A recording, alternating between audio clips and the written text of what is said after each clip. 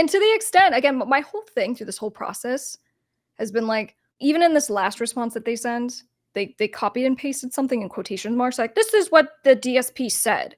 And there was nothing in the actual communication that was like, this is from this person that was sent on this time. And then you can see like the end of the email where it's like at Spotify, like nothing. When you're going to take a legal position and say, we have this evidence and never produce the evidence, that I'm just going to beat up all day long. What does marketing that doesn't use social media look like? I hate social media, but is it possible to have a music career without it? Luis, good to see you, my friend. Okay, look, yes, can you do like guerrilla warfare where you are using, physical things and putting on people's cars and doing some kind of like in-person marketing? Absolutely. Is doing live shows marketing? Absolutely. There are lots of ways to market yourself and just to make aware. That's what marketing generally is, or how I define it, just to make aware of something. And so, obviously if you can distribute something and then it, gets 10,000 views on it because it's a reel and Instagram decided to push it out, and then you get people who are interested in your song because your song was playing in the background. I mean, it's really hard to compete with that. But I mean, the answer is you should figure out what works for you and then try to do that. I mean, volume, scale, that's not necessarily the entire goal. Finding people who really care about what you're doing is. And so I have no problem with coming up with creative kind of solutions, but also, just don't shy away from stuff that is hard or stuff that you're not good at. I think for the majority of people watching this right now, not a whole lot of us are like, I'm great at social media. I love posting. It's so much fun. I mean, come on. And that's why a lot of people just can't get out of their own way. Yeah. And I'm one of them. And it's such a discipline for me. And I definitely I have every excuse in the book of why I don't want to do it. You just got to do it. Decide what kind of artist you want to be. Maybe you're not looking for fame. Maybe you're not looking for that kind of attention. Maybe you want people just to kind of know your music, but that's very difficult. And as your star rises, if it kind of goes down that lane, you're going to be on social media. Like, it's going to be kind of inevitable. But we have things in our cities like First Fridays and like art walks and different things where different artists kind of go out and meet people and network that way, hand out CDs the old way, or playing shows at just different coffee houses and venues and stuff. We released a video, it'll be in the description below, but in that video there's a PDF and it gives you just all kinds of ways that you can make money with your music career. There's so many ways that you can make money with your music career without trying to be famous or feel like you have to marry a Kardashian or something like that, or it just doesn't matter. The other day, TuneCore put a copyright strike on one of our videos, but we aren't distributed through TuneCore. Our distribution is through United Masters. So we contacted both TuneCore and United Masters to try to get them to remove the copyright claim and allow us to upload our music in a video. United Masters got back to us in 2 days saying they couldn't do much since they didn't place the claim, and TuneCore still hasn't responded. It's been almost 10 days now. So frustrating. And guys, that's a reason why for the clients that we do represent, when we go and reach out to distributors, literally one of our TuneCore claims right now is just because we are trying to get money out of the account and no one's responding and weeks are going by, and it's, it takes us just like kicking down the freaking front door and being like, guess what you're going to do and what's going to happen if you don't. And you guys shouldn't have to go through that whole process. You shouldn't have to incur the additional expenses.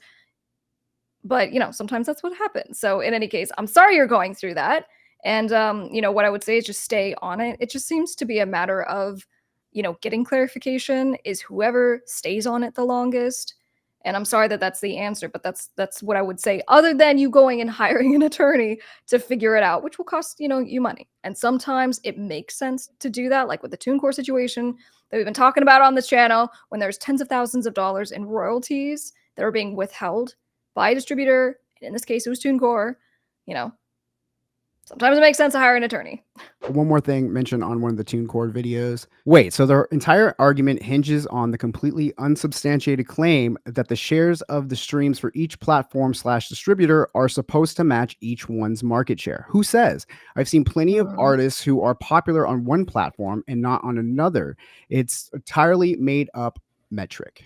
That's funny. All right, so that's referring to, in that last TuneCore video update that I gave, in the letter or the communication that they sent, they go, this is the platform that your client had received, streams from, and this is the percentage, and it was a high percentage. And they're like, this is just outrageous because like on Amazon, the market share should only be about 30%. because really everyone puts their music on all platforms, and the most of it comes in through Spotify. So that's what they were trying to say. And then, like, because you have so much happening on this one platform, we're like, it's clearly fraudulent. And then, we got into the rest of what they said and our thoughts on that. But this is a good comment, just to be like, so you're telling me there can't be an exception? Right. Right. So you're telling me conclusively that therefore this must be, fraudulent? So I agree with that. And to the extent, again, my whole thing through this whole process has been like, even in this last response that they send, and they are, they copied and pasted something in quotation marks, like, this is what the DSP said. And there was nothing in the actual communication that was like, this is from this person that was sent on this time. And then you can see like the end of the email where it's like at Spotify, like nothing. So it's just stuff like that when you're going to take a legal position and say, we have this evidence, and never produce the evidence, that I'm just going to beat up all day long. What would be the best company to have as a distributor? I'm seeing so many negative comments for TuneCore, but I'm considering DistroKid. Is that my best option, or is there something better? Yeah, so look, what I can say again, even when I was with DistroKid, I really didn't have any bad experiences. I have been with Symphonic. I had a very, very bad experience with customer service, which then elevated to the higher ups, and I had a very bad experience with those people, which for me are the representatives of the company. It's one thing when you're just talking to, someone in like a support at, kind of email, and they don't care. And I take that into consideration. But when I get elevated, or escalated up to a higher up, and then treated a certain way, told a certain thing, I'm like, not for me. So I'm no longer ever going to use Symphonic. I had a decent experience on DistroKid, and in fact, the only reason why I left their platform, which I found to be one of the most user friendly, was just because I got a way better deal, and I just had a really good experience with Preem Digital, and they're a smaller company, but good guys. Know them personally. Not Not endorsement. Paid promotion. We released music, and so Preem is who we're currently on. But I will say, again, I'm not a paid endorsement, nothing like that. I will say, my favorite thing about that distributor is every time that I send an email and I have a question, or I need a change made, or I want to just check the status of getting on. Somebody asked us that music jukebox. I can't even think of what it's called right now, but that jukebox that's in all the bars and stuff like that. And asked if our music was on that, and I didn't know, and I wasn't sure because I don't remember submitting to it before, but it made me think of it. And so I reached out to my distributor, and they got back to me within like an hour and was like, absolutely. Do you want all your whole catalog, or what songs do you want in the jukebox system? And so that was just TouchTunes. TouchTunes. That's exactly what it is.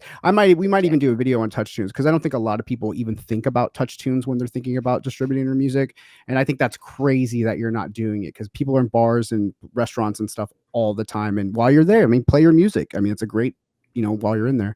But that was my experience. Again, not an endorsement, but that's what we're using right now. Music Attorney is your #1 legal resource for artists, producers, and record labels. Get contract templates, one-on-one legal advice, free master classes, and everything you need for your music business. Go to topmusicattorney.com. If paying for Spotify playlist placements are against Spotify terms, how does a company like Submithub get around that? Is it because it's not guaranteed placements? Yeah, and in fact, I researched this for a client specifically. So I've looked at the terms of service for Spotify, and they specifically, say you cannot pay to get a placement or receive money for a placement. And so companies are trying to figure out how to get around this. So with like a Submithub, what they do is they go, we're not guaranteeing. We're not going to take your submission and guarantee that we're going to get you on a placement. We're just going to try. So we're basically taking money from marketing services to pitch you. What happens from there is out of our control. And so that's how they kind of like usurp the Spotify rules. If you're going through companies like Submithub, those services and services like that, do cost you money. These are not like necessarily official Spotify playlists, which is the ones that you want. I have found that a lot of artists will talk to, like, they just feel like they're kind of getting ripped off by Submithub because they never get anything placed, and they spend all this kind of money. And I would do a gut check on your music and make sure it's up to quality, because I will say for those playlists, though, they are scrutinizing quality pretty heavily. So just make sure that you're absolutely putting out your best stuff when you're pitching to these people. I found a lot of these submission things are just other artists that are joining these playlists because they want to get their songs playlisted. So it's just kind of like you're just pitching your songs to other artists that'll never listen to the playlist, and it's kind of bots. I found that to be in a lot of situations. So just be very careful with those for sure. I didn't hire anyone for adding my track to a playlist, but someone added my track to their botted playlist. All of the tracks in the playlist have the same word in the title or artist name. So my whole album and the one song in contention were also taken down. Is there anything that we can do to prevent randoms from doing that to us little guys? Yeah, and you guys have to be careful too, because the whole you're not supposed to pay to get your stuff on these playlists, and you're not, so like PR companies, marketing companies, all these different companies are like, we're gonna help you get your songs on these playlists, and then you don't know the sufficiency of what it is. You don't know when they're like, we're gonna guarantee 20,000 streams on your song, and then they go and just pay for bots. And so this is part of the problem when it literally was not your fault, and then something happens. Sometimes there's just mistakes that happen, but in the case like there was a third party involved, it was a fakester playlist, and they were paying for bots and all this stuff. And now you're having to have the fight because your stuff got taken down. And then if it was on Yeah. TuneCore, they're like, well, pursuant to our terms, Yeah. you violated them, and we're taking your royalties and your cat too.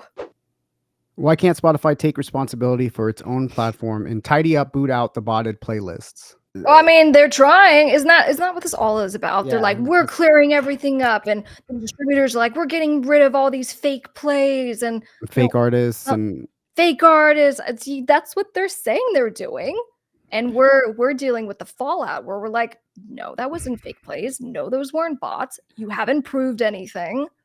it's so tough. It's so tough because I don't even know what the solution is going to be, if there ever will be a solution for things like fake plays and streams, because as soon as there's something that solves the problem, there's a new way to hack it and figure it out. So it's just with the digital age, that's why we're talking more of these conversations of going direct to consumer. Following the examples, like Curtis King is kind of laying out his plans a little bit for direct to consumer. So we're not so reliant on them, especially for like money. I just feel like just with all these terms and services that you read, everything with TuneCore, everything with DistroKid, it just seems like it's just no choice for an artist to ever win. There's no chance for an artist to ever overcome that. So I don't know. I think it's I'm glad that we're making ourselves aware, and I that's why I love it when you guys are checking in with us in the chat and the comments and stuff, letting us know what marketing things you guys are doing. Blue Rain, I love your username. Question: is your brand name the same as your LLC? Is it better to function as a sole proprietorship if you are not yet a full active artist? So your LLC name does not have to be the same as your artist name. It's common, okay, but it doesn't need to be. And I've had clients who put the name of their LLC as like a street address, Yeah. or it's some arbitrary, name to try to have some anonymity. So in any case, the LLC name can Inside be totally jokes.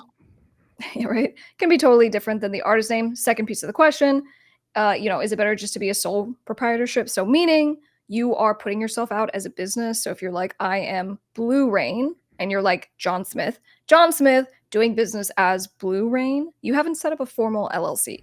So you don't have the benefit of that legal protection that happens when an LLC is set up. It protects you personally. So it's like there's just the LLC bank account. If something happens, they go after the LLC stuff, not your stuff. So my suggestion is, regardless of where you're at in your career, just set one up. Just use it in contracts. But you don't have to. Yes, you can just stay as a sole proprietorship.